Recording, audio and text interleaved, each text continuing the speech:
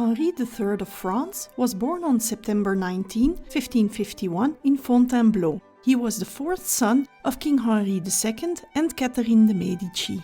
Upon his birth, he was given the title Duc d'Anjou. Henri's father, Henri II of France, died on July 10, 1559, making his older brother, Charles, the new king, as Charles IX of France. As Henri grew up, he became the favorite child of his mother, Catherine de Medici, who wanted Henri to become the strongest advocate for the Valois dynasty. Thus, in 1567, the young prince was appointed lieutenant general of the kingdom, a high military office that made him the head of the royal armies. At the age of 16, the Duc d'Anjou became the second highest ranked royal in France. This appointment upset the political ambitions of Prince Louis de Condé, who also coveted the office. Consequently, de Condé, who was also a Protestant leader, decided to leave the court and took up arms against the king. Henri became personally involved in the Second and Third Wars of Religion. Ably advised by Maréchal Gaspard de Saulx-Tavannes, he won the Battle of Jarnac, during which de Condé was assassinated in 1569. Henri allowed the prince's remains to be ridiculed by the people and carried around for 2 days on a donkey, thus attracting the resentment of Henri I of Bourbon-Condé, Louis' son and successor. Henri's military successes during the war strengthened his position in Europe and irritated the slightly older Charles IX, and the relationship between Henri and Charles consequently deteriorated. Very early on, the Duc d'Anjou got involved in politics. As he was closer related to the House of Guise than to the House of Montmorency, he advocated a strict policy against Protestants in the Royal Council, where his mother had introduced him. His ambition to govern and his intellectual sharpness made him, in the eyes of his contemporaries, a highly valued potential successor. Therefore, Catherine de Medici wished her son to marry a politically interesting candidate and started marriage negotiations for a union between Henri and Queen Elizabeth I of England, even though she was almost twice Henri's age and a Protestant. It is assumed that Elizabeth merely wanted to upset Spain with the negotiations. Henri, for his part, is said to have called her a public whore. It is also possible that Henri's probable homosexuality played a role in the failure of the negotiations. In 1752, the Polish king Sigismund II Augustus died. As Sigismund had no offspring, with him the male line of the Jagiellonian dynasty was extinguished. Thus, the succession to the Polish throne had to be reorganized. Since Sigismund's sister Anna Jagiellon was unmarried, it was decided in Krakow to marry her to a foreign prince and thus legitimize the new king. Anna was already 49 years old at the time, so there was no hope for offspring being born from this marriage. After 8 months of diplomatic negotiations with the European courts, 5 candidates were presented to the Polish people. The entire nobility of the country took part in the free election of the new king, traveling to Warsaw for this purpose. Because of Henri's previous viewpoint against Protestantism, there were considerable objections in tolerant Poland about his candidacy. This gave the Huguenots in France some breathing space, as the religious wars were temporarily suspended so as not to jeopardize Henri's election to the throne of Poland. A permanent contract between the Polish nation and Henri was drawn up, which Henri had to sign before his coronation as king.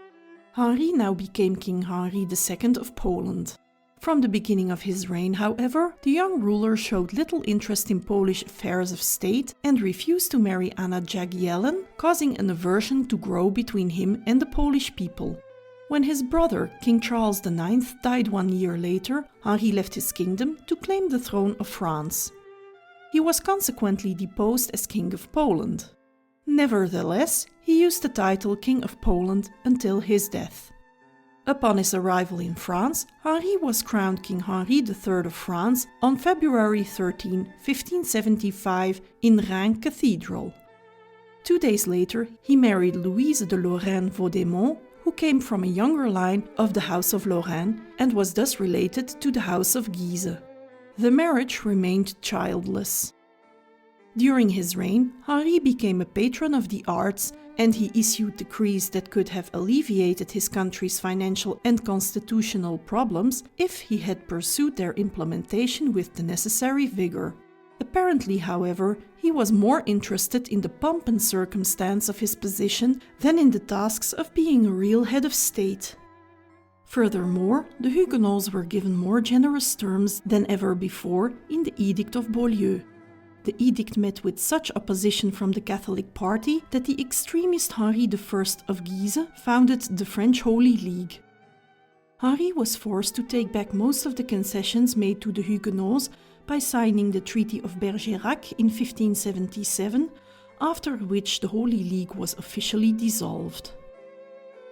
Catherine de' Medici, Henri's mother, traveled south and secured a precarious peace in endless rounds of negotiations with the leader of the Huguenots, King Henri of Navarre, who was also Henri III's brother-in-law after his marriage to Marguerite of Valois. When his younger brother and heir to the throne, François Hercule, died in 1584, Henri III entered into negotiations with Henri of Navarre and secured the latter's succession to the throne, as according to Salic inheritance law, Henri de Navarre, as a descendant of King Louis IX, was next in line to succession. This was, however, on the condition that the latter converted back to the Catholic faith. Henri de Navarre, however, refused. This development alarmed the Guises, and the Holy League was reactivated. The ensuing dispute was also known as the War of the Three Henris: King Henri III of France, King Henri of Navarre, and Duke Henri I of Guise. The renewed Holy League, however, was of a new character. It was no longer a purely noble party, but a movement with the backing of the popular masses, especially in Paris. The Holy League formed an alliance with Spain in early 1585. Under pressure from the Duc de Guise, and following his mother's advice, Henri III issued an anti-Huguenot edict in 1585 that also excluded Henri de Navarre from the succession. In January 1588, the League issued an ultimatum to Henri, but the king responded with firmness. Instead of giving in to the demands, including the introduction of the Inquisition in France, he ordered troops to be brought into Paris. Thereupon, upon the instigation of the Duc de Guise, an uprising by the people in the city was triggered, called the Day of the Barricades. The king was locked up in the Louvre, but he managed to escape to Chartres. Eventually, Henri signed a settlement with the League, which, among other things, guaranteed the Cardinal de Bourbon the succession to the throne. But in December 1588, Henri III took advantage of the assembly of the Estates Générales in Blois to have the Duc de Guise and his brother, the Cardinal of Lorraine, murdered. He had the Duc's son, Charles de Guise, imprisoned as a precaution.